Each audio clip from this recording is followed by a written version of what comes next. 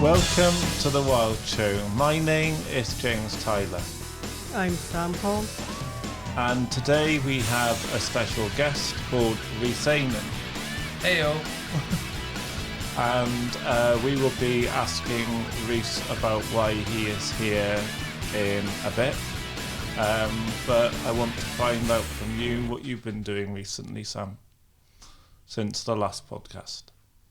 Well, I did go racing. Was it last week or week before? I can't remember what day it was, but I went racing. I think it was last week. Yeah, I think it was. My sister came home with the trophy. Yeah, that's good. But my dad didn't. So. Tell your dad to get some grip next time. That's this weekend. That's next week. Yeah. Okay, so recently I have been what have I done in the last week? I volunteered at the Torch. I recently joined a rugby team called the Pembrokeshire Vikings. The Pembrokeshire Vikings are a mixed ability rugby team for people with and without disabilities. It's an opportunity for all abilities to be able to play the game in a less rougher environment. They try to make it less rough as possible, but you can't always promise there's no rough in a game of rugby. So in the last week, I was part of Milford Haven Carnival last week with the Pembrokeshire Vikings, who I will talk about after, and they've got a player called Blevin Gibbs, who has just come back from the Special Olympics World Games with 4 gold medals, and he was the guest of honour, carried in a nice little jeep through the carnival parade, and I was there helping carrying the Pembrokeshire Vikings flag. And since people have known, they've been a bit like, you didn't tell me you were in Milford Carnival this year. Yeah. And I've been helping create Easy Read News, which is another part of this project. It's underneath this Wild Show umbrella. So we're like trying to go from just this podcast to more media work. And our news is an easier version to understand than the news on TV.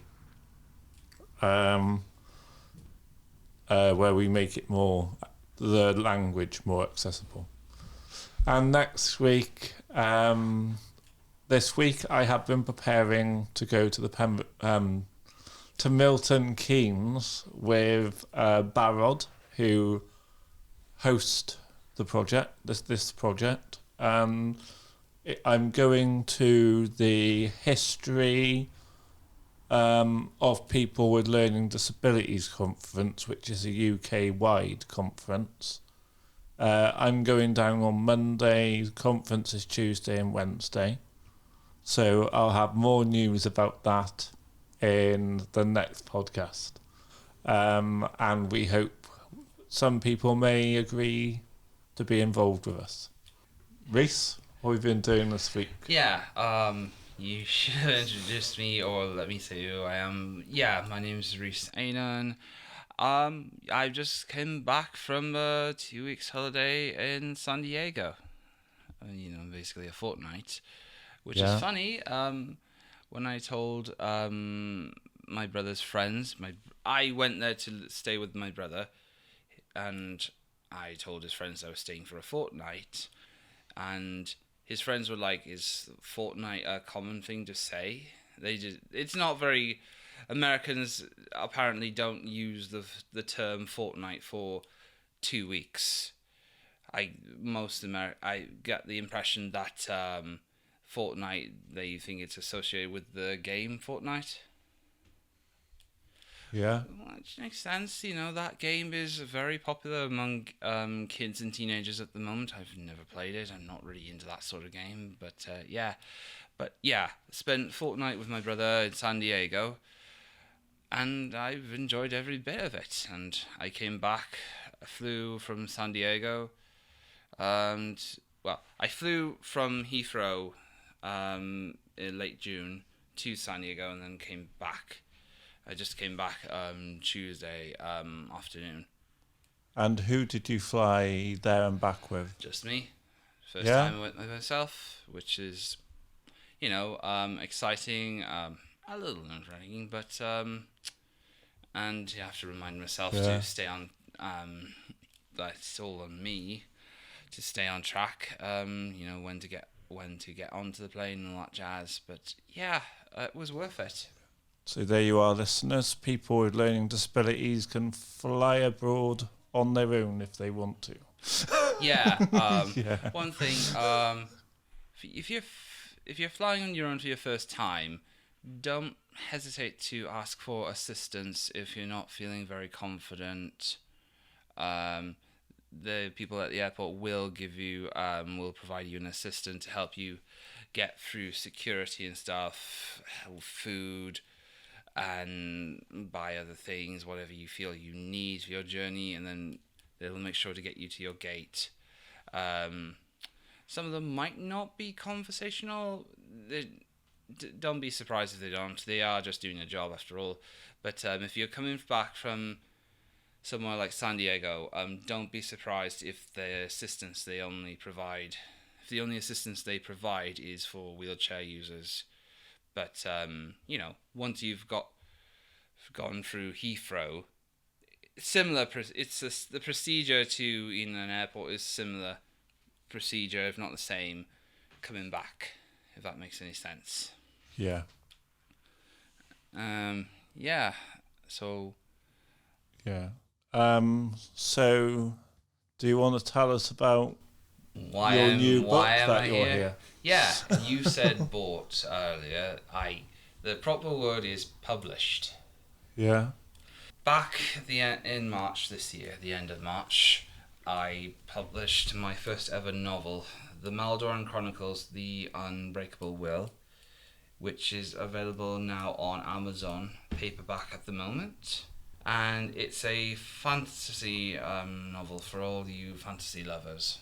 So, can you sum up what the story is about without too many spoilers? But you can put more spoilers in if you want, but yeah. I'll be try my mindful best. of your audience. I'm not very good at talking about my story, I'll be honest with you, describing it. Yeah. It has a similar structure to that of Tolkien's The Lord of the Rings, in where that there is a coming evil in the world of the continent of Maldora, and then that's in the story there are several characters who experience an event that conveys that there is something bad happening or something evil that is going to change everything, and they come together as a fellowship to counteract this evil force. And the Unbreakable Will is actually, it plays a part in it. Do you mind if I read the blurb? No. This will help you.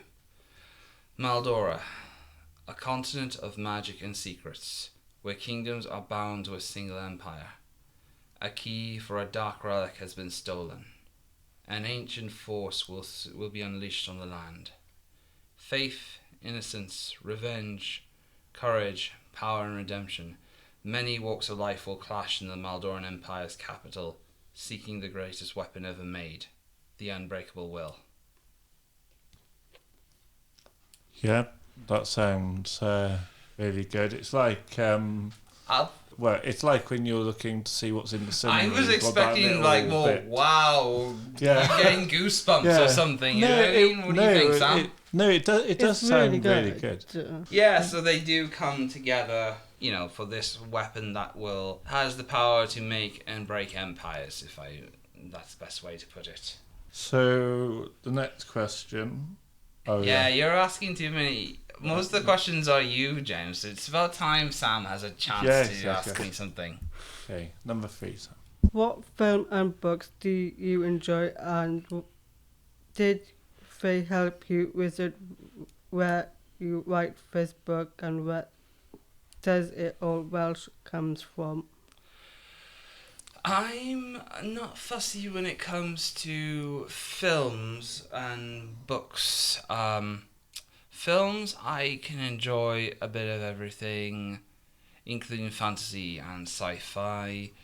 And the same with books. The only genres I don't indulge in is usually horror. I'm not a big horror fan in either literature or in film. Like most people, I have seen the Lord of the Rings, the film. I've not seen the Rings of Power, and I don't intend to, because apparently Rings of Power is not very good. Wouldn't recommend it. And yeah, some of the stuff does help, especially the Lord of the Rings. But in truth, when I started writing this book, the original inspiration behind it was the story from a video game called Myth: The Fallen Lords, which is a game by Bungie, the same company behind Halo. Myth: The Fallen Lords is about a story about a cycle between good and evil. How I shouldn't really spoil it. You have to look it up on Google yourself. It's a very old video game, and but the storyline is told in a journal format, and the music in it is. I listened to it a lot. Listened to it a fair bit when writing this story, and it was the first inspiration for the Maldoran Chronicles. And then everything else that I've come upon, like Game of Thrones and the Lord of the Rings, they all play a part in one form or another. As for the Welsh, I believe that's what you're referring to, the places in the world. Maldora is a continent. So to be clear, it's not the world. Maybe I should come up with a world name at some point. Most of the place names are I made up or used some form of real life to. Some settlements will have inspirations from the names of real life settlements. Like for example, there is a settlement called Oslo, which is basically I just took Oslo and Stockholm and put them together. Some names are just like from name generators. I don't know if that's a guilt or if that's a thing to be proud of or not. I don't know. Basically, my strategy for place names is to not have just two English words slapped together. Like, anyone could come up with King's Landing or High Garden or Winterfell. They're just too simple, or to me that's just too lazy in my opinion. No offense to George R. R. Martin. He's a great writer in his own right, even though he's taking like forever to write the final book, if you know what I mean. I think that's what is part responsible for how Game of Thrones ended up, if you know what I mean. If you haven't watched the actual show, And where was I? There are some place names that are in Welsh. I have taken the time to put some Welsh names in it because why not? It makes sense because Tolkien was also inspired by the Welsh language. He had quite a fondness for it, and so you will, if you're a Welsh-speaking person, you will see some place names in one of the maps that you will recognise that's in Welsh. Yeah, that's good. So, what's the next? Okay, so it is. What age group is your book aimed at? Young adult. Although I have had some adults tell me that some of their kids or their teenage kids have are reading my book. Maybe I haven't quite specified properly, but anyone reading is better than nothing. There are some curse words in the story, but not too big, not too many to the point where it becomes too adult rated, if that makes any sense. So yeah, mostly young adults to adults. Anyone that's in those age bracket onward that likes fantasy. Sam, do you have a question for Rhys? Are the characters based on the real people? Look. I'm taking it are they based on real life people I know? Yeah. Well, I don't want to break it to you. There isn't a character that is based off maybe one, but not based on anyone in this room, sorry. No, that's fine. There is one. Is there someone I know that is this character? No. No. Sorry. No. I don't think so. Probably, there is one character. Probably one of his American Most- friends. It would be very hard to fit an American in a fictional fantasy world.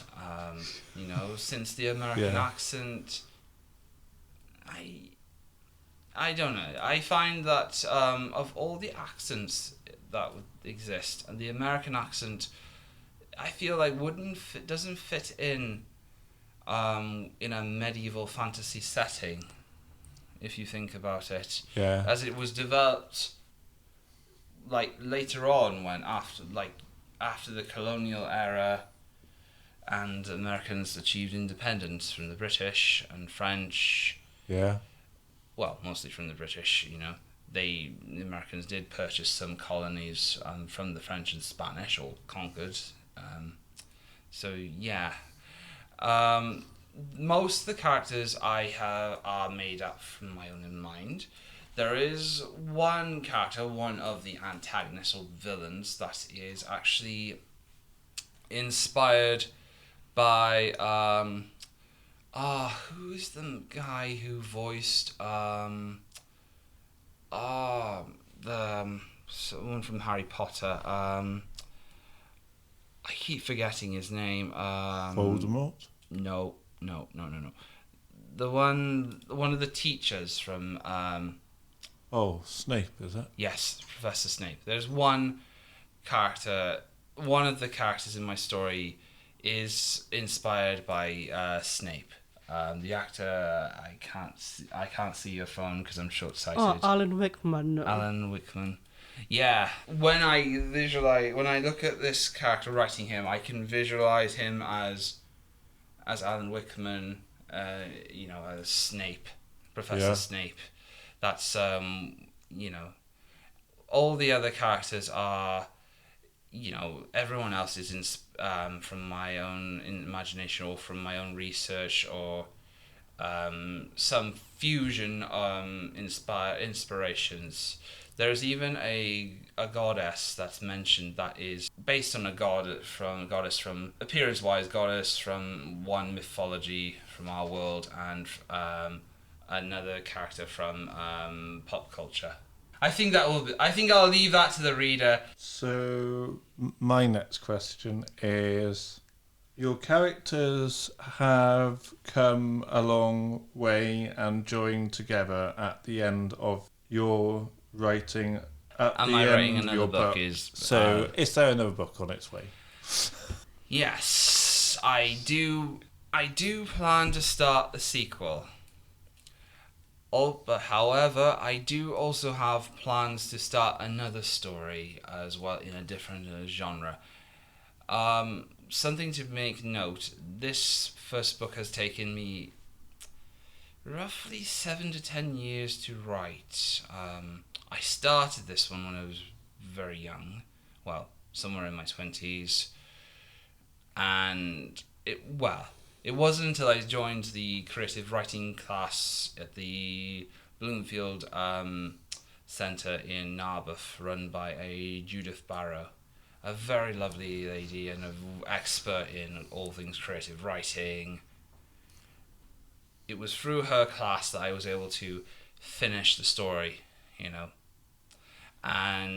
But then after that I got kicked. But then after that I had a falling out. We went our separate ways. But I needed an editor to help me fix it. I was originally supposed to have published this book last year, but a friend of mine who is an author by the name of Will Macmillan Jones, I sent a copy to him. Yeah. He came back with an email telling me of all the flaws in it. So I had to find a new editor. Luckily, he recommended another editor to help me refine the book. And so I spent the rest of last year refining it. And it's come out much better.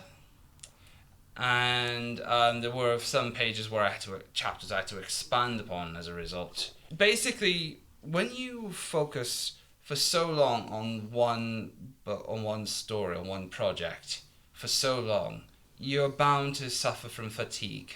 Yeah. And you're just happy to get over the finishing line that you don't know what to do afterwards with it. Yeah. So I might work on a different project just to have a break from it. And maybe through that project, I might learn something else that I can apply back to this one. Yeah. So, it's like, as I said, if you're so bogged down with one thing, do something else. Yeah. That's the simplest way to put it. But yes, there will be a sequel to the Maldoran Chronicles.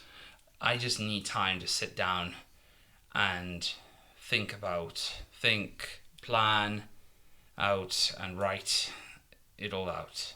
Yeah. I'm a bit of a part plotter, part pantser. So plotters are people who plot everything down to the very letter. Pantsers are people who just write as they go. Yeah. For anyone that's curious as to the difference, there is a hybrid in the middle, which is called a plantser, which does both. Yeah. Which is what a lot of people, authors are under that particular category. So yeah, as I said, there will be a sequel. I just need time to sit down and think about it and write. Yeah, that's good. We look forward to that one. Sam, do you have another question for Rhys? When can people get your book? Where can people get your book from? At the moment, it is available on paperback on Amazon. I am, however, looking at other sites to publish. On Amazon, it was $9.99, but I've changed the price to $11.99 because I had an update from Amazon's KDP of changes to the printer costs to see. Something I've learned is that with KDP, on paperback or hardcover, it doesn't matter, you get 60% of royalties. 40% goes to Amazon. But a portion of your royalties will go to paying for the printing cost, which can vary depend on how many pages you've got in the book you've written and what print ink you use. So I had an update on how on the changes to the printing cost and requirements, hence why I've had to raise the price a little bit, but it's not too bad.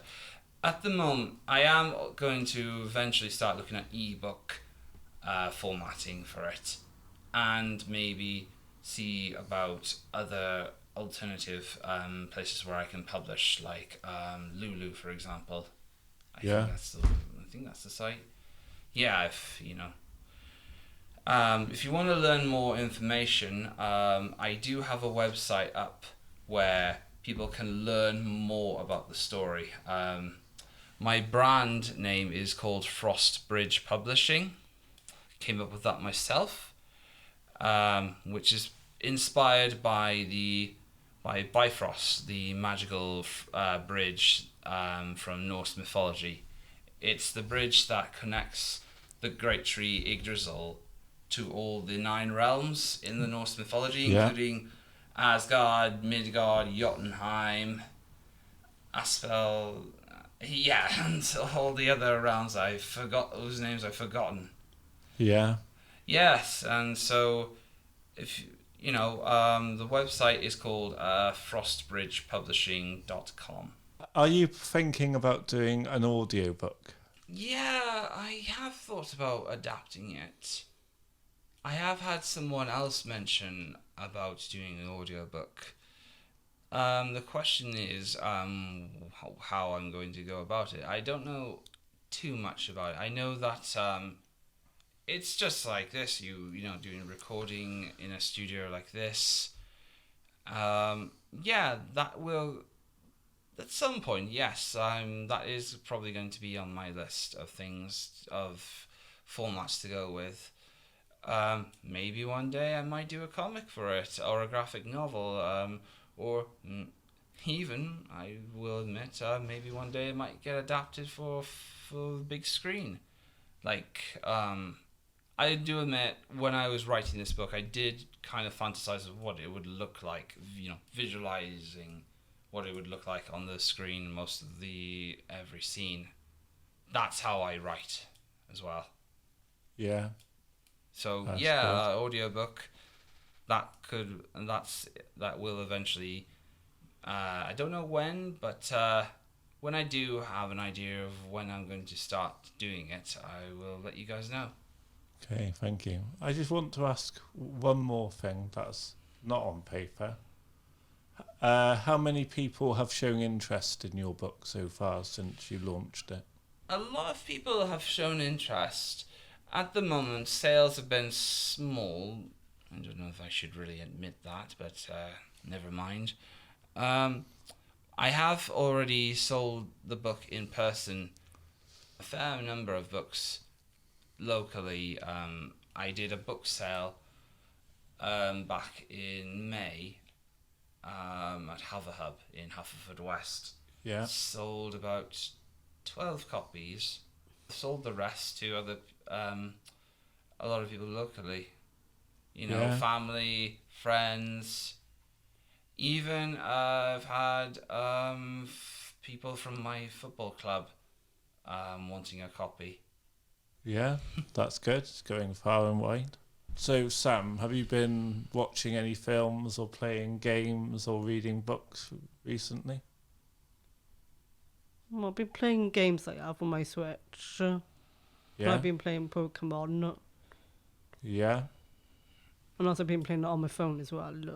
What is Pokemon? Pokemon is a game. Yeah. How can you not know what Pokemon is? Right, Rhys? This is about people who may not know about this game. Everyone knows what Pokemon is. Even everybody, including probably, except maybe your grandmother. Like, Pokemon is a phenomenon. It's a worldwide brand. Like, everyone knows about it. Out of curiosity, are you playing the video game or just the card games? Oh, both. I used to play the video game myself, and I've played also the trading card game myself. The latter is a little trickier to do because it's finding people to play a Pokemon trading card game with. That's the trick, if you know what I mean. Yeah. Sorry, carry on. Yeah. Is there anything else, Sam, that you want to tell us about? Not much. But I've got books myself, but I don't read that much, but I need to read more. And you aged about a week ago, didn't you? Ooh. Yeah. I Yeah. don't know. You That's a had- very polite thing to say to a lady. You had a birthday last week, didn't you? Yeah, so it's Oh, last yeah. week. Pimblwydd hapus. How did you feel? Did anyone do anything big for your birthday? Not really, but we just stayed at home. I just like open all my presents. So Yeah. most of my presents like all about Pokemon stuff. So. Yeah, that's good. Yeah. Okay, Rhys. I'll be honest. As I've been on holiday, most the last 2 weeks in San Diego, I've been spent mostly exploring the city with my brother and working on music with him. Indulging in media things hasn't really been much of a priority, with the exception of for the first time I've watched a Studio Ghibli film, or is it Ghibli film? I can't remember how to pronounce it. My brother and I were at a friend's place for a film night watching Porco Rosso. Yeah. Brief summary: it's about an Italian pilot who is a bounty hunter living in a time of Depression-era Italy. Just as Benito Mussolini is rising to power, but he's the cash. He is a pig. Well, he's a man that's been cursed and turned into a pig. Yeah. Worth watching. Definitely recommend it. Yeah. Other media I've been consuming. I do read books, but I've also been. The current novel I'm reading through slowly is Atlantis Found. It's a Dirk Pitt novel by Clive Cussler, which I'm looking at right now. I've also began indulging into manga as well, such as My Hero Academia Volume 1 by Kohei Hirokoshi, who's My Hero Academia is like one of the biggest hero franchises out there outside of Marvel and DC, and he's about wrapping up on this series. I've got another manga that I've been reading repeatedly, Astra Lost in Space, by Kenta Shinohara, which is like a space drama manga. In the last week, I have been to the Torch and seen a couple of films. I've seen the new Spider-Man and I've seen the Flash movie. I think the Spider-Man film is terrible. I preferred it when it was Tobey Maguire back in the early 2000s. It's like they've used a lot of painted pictures to make a Spider-Man movie. Basically, it's more animated. Basically, I haven't seen that or the other one, which is quite cool. Seeing different variations of Spider-Man. The art style, I wouldn't have a problem with. No, it's just I think I prefer films to be live action. Like The Flash was a live action movie. But I wouldn't say it was really about the Flash. It was about the Justice League team because Superman and Batman made an appearance. And Wonder Woman. Yeah. When I saw the trailer and I thought, that's felt more like Justice League rather than just about the Flash. Yeah. Because when I was watching it, I thought, to be honest, I can't see how this is about the Flash, because there was just characters all the time and he was saying, I'm contacting so and so from the Justice League. So I've got a film show, Rhys, and I do all the new films because I see them in the Torch as a volunteer for free for helping out. And after I've seen a few movies, and then we get a week where we don't do a show like this, I usually come along and talk about some thoughts, and I give a lot more to the films than I've just done now. So, so if you're interested and you want to start going to the cinema more often, we could do a film show about all the new films that come out.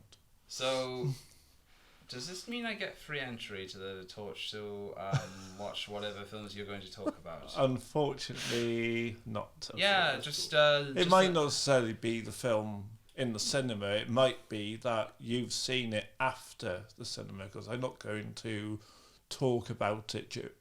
I'm not always going to talk about it whilst it's just in the cinema. I might do it a bit later, and then people might watch the film. Back in April, on the 14th of April, we did a podcast here, and that's exactly the day that the Titanic sank. So we were looking at the Titanic film and talking about a review of that. I take it you've heard about the story about the recent news about that sub that went to explore the Titanic, and it just imploded or something. It just the sub wasn't designed for going down that deep in the ocean. Yeah, I've seen some videos talking about it. Yeah. So I thought, because Titanic big talk, I thought I could just share that we did. I've never actually seen that film, I'll be honest. I've only seen snippets of it. Yeah. Well, it's a good film to watch, and there's things you can look at and pick on that weren't done properly. Fair enough. Yeah. Okay. So I think we're in the sports section now.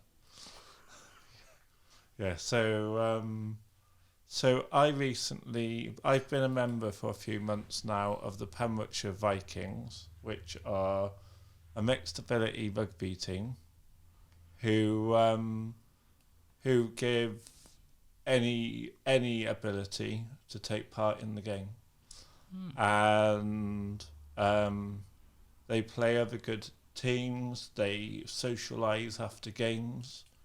I'll tell you, it was a bit of fun, because I played for them once in their final game of the season, and the two teams had to go to the rugby club to do a man of the match, and they do a thing called the Dick of the Day, which is which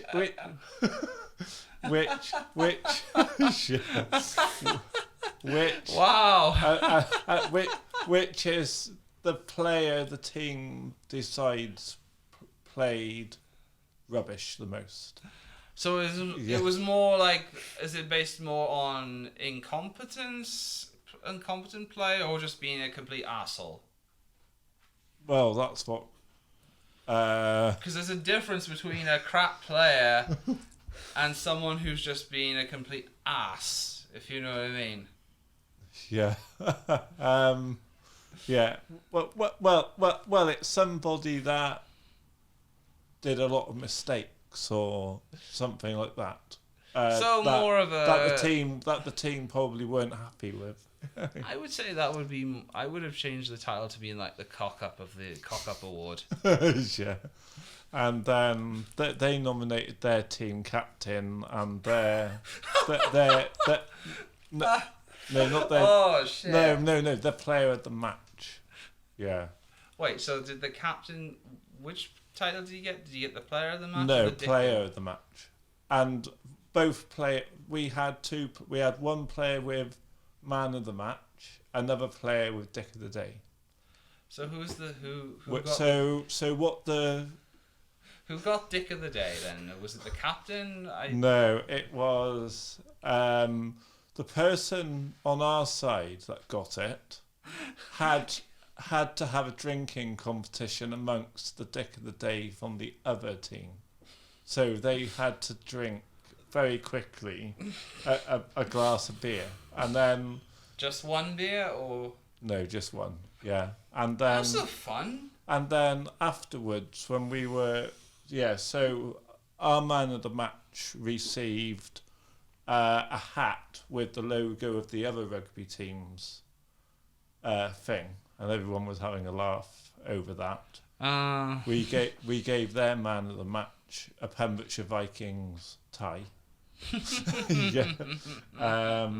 And then not long after, I went to the bar to try and get a drink, and one of the team people were in front of me from the other team, ordering about 40 drinks of beer.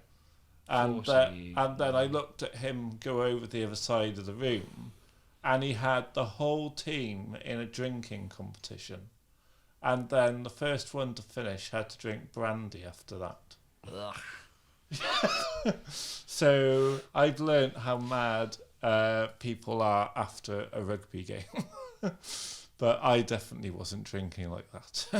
Yeah, I'm not a big drinker either. I mean, there's very few alcoholic beverages I will consume. I mean, give me a cider like Copperberg, Recorderlig, Moot cider, or Brothers cider, and I'll be happy.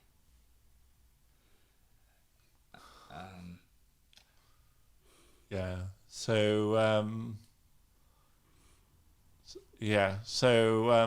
our dick of the day was what's he called? Yeah. It was a new player, and they chose him as a joke because it was his first day playing the game properly, and he decided to go straight for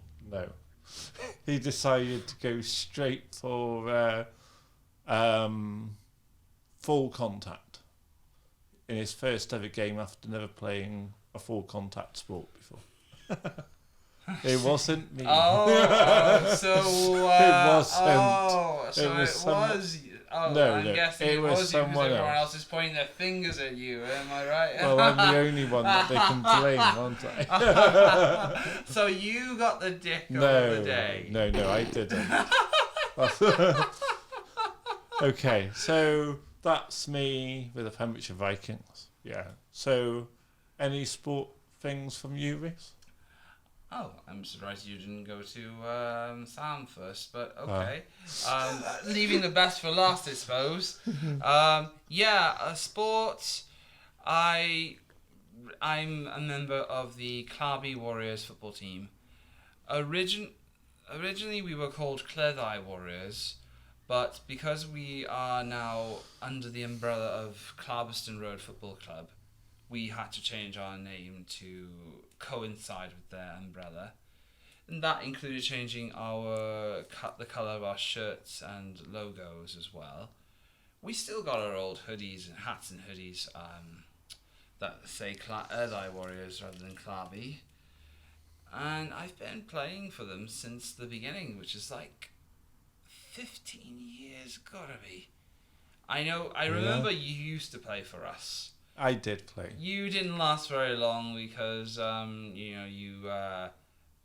got too chaotic for you to the point where you ended up having a fit. Yeah, all that happened. Yeah. I'm amazed that you don't suffer from any of that whilst playing rugby, do you? I haven't yet, no, and it's all been summer months since I've been in the team. So when the season gets going, it'll be freezing cold weather. So I probably might get away with it. Anyway, in this game, the Clarby Warriors, we're based in Pembrokeshire. We mostly train at Pembroke 4G pitch outside the leisure centre, on the grounds where Pembroke Bush School used to be before it all got torn down. So we train there every Tuesday, but we do train the first and third Sunday of every month at Clarbeston Road, one of their grass pitches. So if anyone is interested, you're welcome to check it out. I was away in San Diego when my team played its last tournament.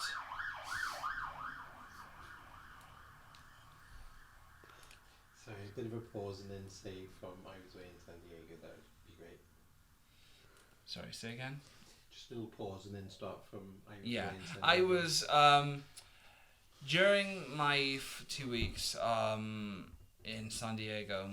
The Clarby Warriors played its final tournament at Heron's Bridge, and to my surprise, they done really well without me, which is astonishing. The last couple of tournaments since the year started we didn't do so very well. I don't know how or why, but I'm just happy that my team actually won the Premiership Cup for once. And I will be honest, maybe it's time for me to hang the hat, because I've been doing it for such a long time, and I've had highs and lows. And concentrate on your second book. Yeah, concentrate on my second book, yes, and other projects. Other sports, I do boxing now. I started for a year now. Like, it's got to be more than that. I remember meeting this coach named Chris McEwen at a sport fair in Scolton Manor on one summertime, just when COVID or the lockdowns were starting to decline in, when people were more willing to get out more, there was less restrictions, and I met him. He was impressed with my punching abilities, because a few years ago I used to do karate, so I had an idea or the experience for how to throw a punch. The difference between karate and boxing is, karate, you do hand out in front, one tucks underneath your by your side, and you punch, you twist. Yeah. So it's for that maximum damage. Whereas boxing, both your hands are close to your face to guard your face as well, especially when you're wearing gloves. That I learned later on when I started joining. And Chris is a very lovely person, very friendly, a great teacher. He used to serve in the Royal Marines, and I've learned quite a bit from him. He's taught me how to to box, and he's one of those people you can go to for any problems. And he took me. Before I went on holiday to San Diego, he let me get in the ring with for the first time, do actual sparring, because prior to that we did do sparring, but it was all in a tire. Like, you had a tire between two people, 1 foot each in the tire, and you would box close quarters. This time, for the first time, it was in the proper ring, the proper thing, because Chris knew, to me, that's what I like. This was my treat. Most people do boxing for the exercise or for getting out. One of those people that's in it for the thrill of the fight. Yeah. And because I get fussy about when people don't do the technique properly as well. And so we're sparring in the ring, me, 3 other guys against him, 20 seconds per round each. So one person boxes with him for 20 seconds, then back out, another one goes in. I think it was about 4 rounds each. And I was going, first 2 rounds, I wanted to be, I was making the most of it, just went all out, guns blazing. As Chris would describe it, bang, bang. And by the last round, I let my guard down because I was fatigued, and that gave him the opportunity to get me in the nose twice. Like, it wasn't hard to the point where he'd break my nose, it just right on the tip of the nose. And I still remember it. it's taught me that the lesson I learned was that I need to pace myself more. I need to not be always on the attack. Keep the heavier, harder strikes for later.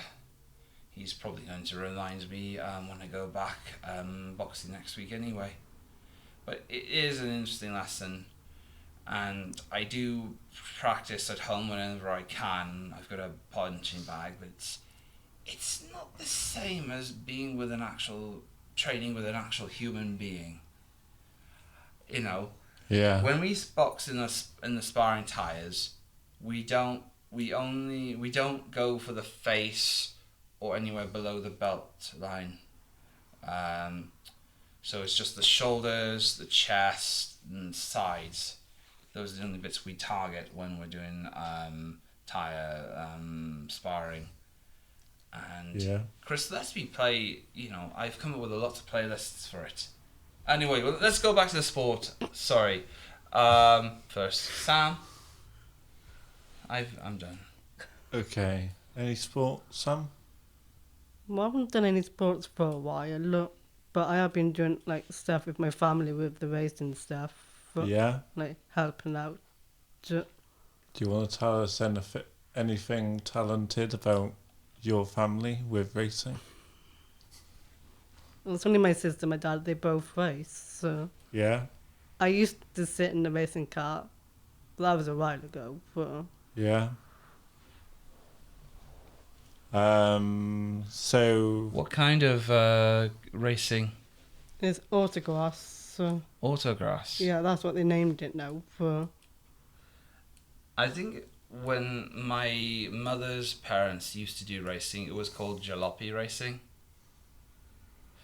I'm pretty sure that's what it was called. Jalopy racing is makeshift cars driving in a field. That's what they call. Bashed everywhere.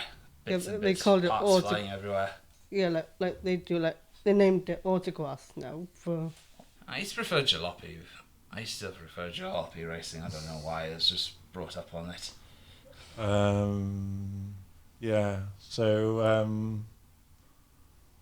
Yeah, what happened in the last race for your sister then? Well, I think it was last weekend. My sister came back with a trophy. Yeah. Yeah. Cool. That's good. Yeah. Okay, so was there something about music you said you wanted? Yeah, considering that we were talking about media and stuff, I do remember in your last podcast you did talk a bit. You and Dash and Sam talked a bit about about what music they liked. Yeah. Oh, well, I don't know if you want to ask a question of what music I'm into. Yeah. Okay. But I think I heard a lot of it in the lockdown. But yeah, share what your favourite kind of music is then, Rhys. Well, I am wearing a shirt that does convey the genre I am into at the moment. Yeah. Can you read it? Sign for wave. Synthwave. So yeah. Wow. I don't know. Is the font not correct, or can't you read? It's because it's all swirly writing. That's why I haven't. That's the style, man. The font for the genre. It's. Well, probably can't read. Yeah. Basically, synthwave is an electronic music genre. Electronic music. Yeah, electronic music inspired by the sounds and everything else that come from the 1980s. So if you're into stuff like Aha, Duran Duran, The Human League, yeah, synthwave will probably be for you. Very, as namesake, synth heavy, but some artists will implement other instruments into it, like lead guitars, like that Van Halen style lead guitar I'm talking about, or saxophones. Oh, there are some good tracks with beautiful saxophone melodies. Oh, I love the saxophone. Very sexy. Yeah. And what I love about synthwave is it can be, unlike dubstep and drum and bass, there's no fixed tempo or pacing. It can be fast, it can be slow, it can be soft and chill, it can be tense, it can be romantic, it can be horror, it can be fun. One track will make you feel like you're in a car chase in an action movie. Another will make you feel like this is the sort of thing you will do chilling out whilst on a beach, or next thing you know, something you would associate with floating in space. And there's lots of different artists I could recommend, depending on what you are feeling like. But I'll throw some out anyway, like The Midnight, Gunship, Wolf and Raven, Neon Capital, Kavinsky, Laserhawk. Once you start listening to one artist in this genre, you are literally opening up Pandora's box. It may not be the most popular genre out there, but for me, this is a genre that I finally feel at home with. Yeah, that's good. That's it for me. Okay, what's your favourite kind of music, Sam? I got loads, so. But I have got a favourite one from the Jonas Brothers. They're not long. Is it that song, the Jonas Brothers, you said? Yeah. Is it that Don't Marry Her, Have Me? No, someone else. Sorry. I'm trying to think what the song is, but it's not long come out. So one of the latest songs they done. No. I'm not familiar with the Jonas Brothers, I'll be honest. No, I'm not. I'm trying to think what the name of the song was. It's on my phone, actually. I can't remember what it's called. But I'm in, like, pop music, like boy bands and all that stuff I'm into. Yeah. But Oh, yeah. what about you, James? I'll share what my favourite music Jonas are. Brothers. Well, Leave Before You Love Me. Yeah, it might be that one. No. I'm just looking on Spotify because that's like the #1 track at the moment. Although the latest release is the album, which is a very lazy way to name an album if you really think about it.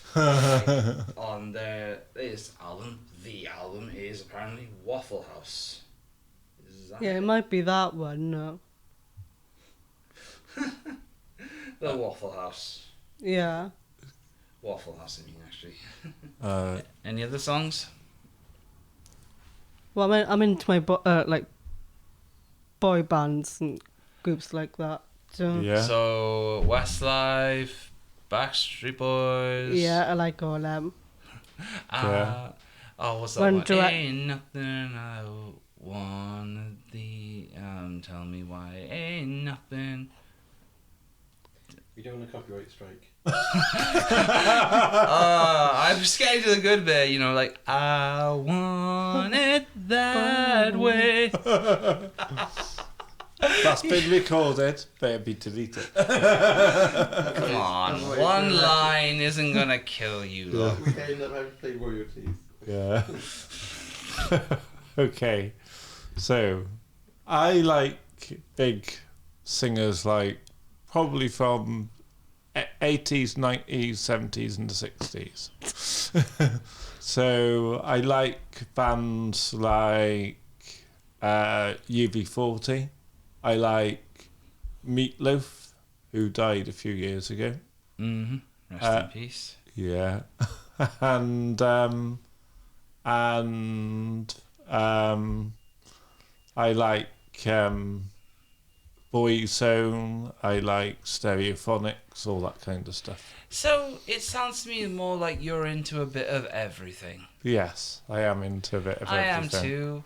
But when you get to the 2010s, I'm not really big on today's music. 60s all the way to the 90s is my favourite kind of music. Yeah, I have to admit there aren't there are very few songs I can associate that are from this era right now. Yeah. Other than from the synthwave stuff, which I think you'll like. Although, most of the synthwave is you can get songs that don't have vocals in it, but they're still pretty good, in my opinion. Yeah. Yeah, there's these people that support people like Harry Styles and Ed Sheeran. I just can't stand these people that support them. I'm alright.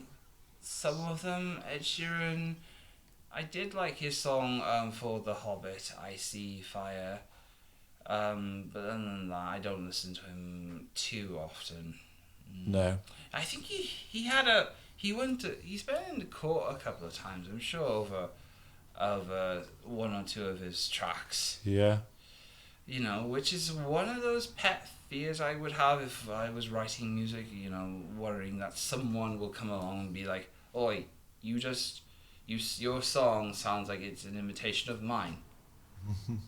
Yeah. But then again, in this day and age, every song you can think of will probably remind you of something else that has come before, something similar at the time. Like, I remember writing my first song. It was inspired by Times Like These by the Foo Fighters. And then another friend, a friend of mine, said it reminded him of Silver Machine by Hawkwind. Yeah. Which I see understand where he was coming from when I look back on it. Yeah. If you want to know, you don't want to know what songs I've written in the past. I'm a bit embarrassed by them. Producer, is there any songs that you like to share with us? I go along on the synthwave 80s stuff. I grew up on Depeche Mode and Kraftwerk, and that was my genre. But I'm going to cut me out. I'm not part of it. No. Oh, come on. Max keeps himself in the Max didn't stop. Max has got a massive ego. I'm surprised you haven't made him a member of this podcast. Yeah. Okay then, so I think that is the end of the show now. So a big thank you to you, Rhys, for coming in. We'll see you in 7 years' time when you bring your next new sequel book out. Very funny. Hopefully the next book won't take 7 years to write, let alone publish. I've gotten a bit wiser since writing, since I started writing. So hopefully it won't take that long. No. If you want to learn more about what went into the first book, The Maldoran Chronicles, The Unbreakable Will, just go check out frostbridgepublishing.com. That's my brand, publishing brand. And that's where you'll learn more about everything from where I'm going to have this book available, all the news.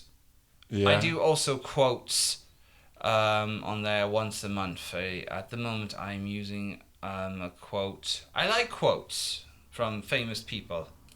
At the moment, my favorite quote is "I will find a way or make one" by Hannibal Barca, the famous general and statesman of Carthage. Yeah.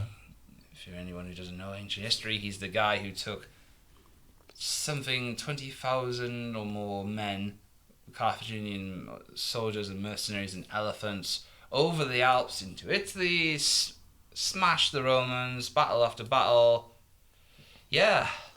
One of the greatest generals of all time. If you're into military history, there's not a military tactician who hasn't studied Hannibal Barca. Yeah. I'll be changing my quote soon to someone else. Maybe not a general, we'll see. I got a quote for you from a very good film that I like. Yeah. Life finds a way. That's a that's a quote from Jurassic Park 2. Yeah. I need to look that up. Yeah. I'll be honest. I've only seen the first Jurassic Park. Yeah. But yeah, I need to get back into watching more films, I'll be honest. Especially Studio Ghibli. Yeah. All right. Okay. Thank you, Rhys, for coming in. T. Croiso. We'll see you again soon. Goodbye from me, James Tyler. And a goodbye from Sam. Okay. And from me, Rhys Sinan. Hoyle!